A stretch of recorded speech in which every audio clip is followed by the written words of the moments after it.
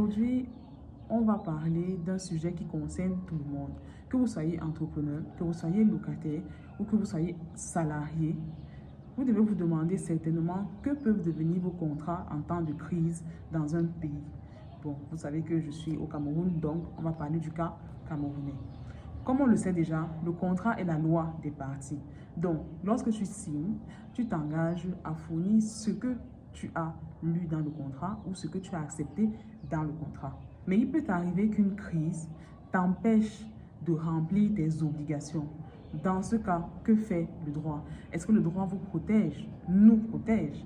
Alors oui, mais pas exactement. Les crises sont nombreuses. Il peut y avoir une crise économique, politique, sécuritaire ou sanitaire. Comme nous l'avons vécu il y a quelques années, la crise du Covid-19.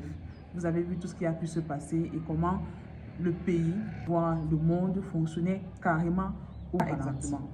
Commençons avec la force majeure.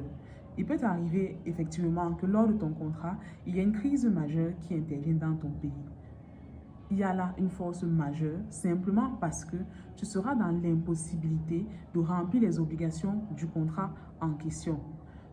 Il faudrait que la force majeure soit imprévisible, irrésistible et qu'elle soit indépendante de la volonté des co-contractants. C'est très important. Lorsque cette force majeure est établie, parce que oui, il ne suffit pas simplement de dire qu'il y a force majeure, il faut le prouver.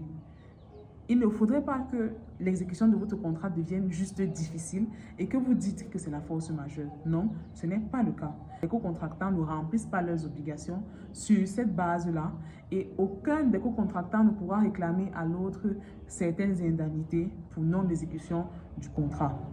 Il peut aussi arriver qu'à cause d'une crise, il y ait déséquilibre dans un contrat. Par exemple, vous êtes dans la vente et l'achat. Et lorsque la crise survient, les achats que vous faites reviennent exagérément plus chers.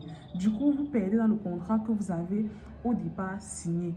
Là, c'est déjà un déséquilibre. On appelle ça la théorie.